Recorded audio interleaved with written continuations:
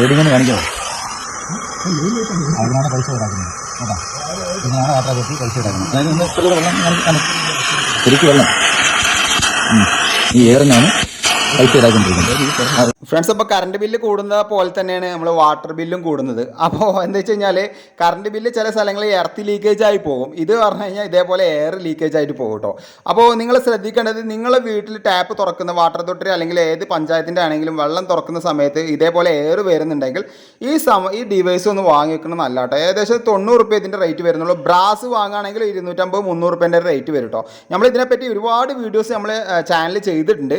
ഇനി ഇത് വെക്കേണ്ടത് എങ്ങനെയാണെന്ന് വെച്ച് കഴിഞ്ഞാൽ നമ്മൾ മീറ്ററിൻ്റെ ഇന്നിലാണ് ഇത് വെക്കേണ്ടത്. അത് നമുക്ക് വെക്കാൻ പറ്റില്ല. വാട്ടർ അതോറിറ്റി പോയിട്ട് കംപ്ലൈൻറ്റ് പറഞ്ഞു കഴിഞ്ഞാൽ അവിടുത്തെ പ്ലംബർ വന്നിട്ട് ഈ സംഭവം വെക്കുന്നതാണ് കേട്ടോ. അപ്പോൾ ഈ വീഡിയോ നിങ്ങൾ മാക്സിമം ഉപകാരപ്പെടുകയാണെങ്കിൽ മാക്സിമം ഷെയർ ചെയ്യാൻ മറക്കാതെ ലൈക്ക് ചെയ്യുക.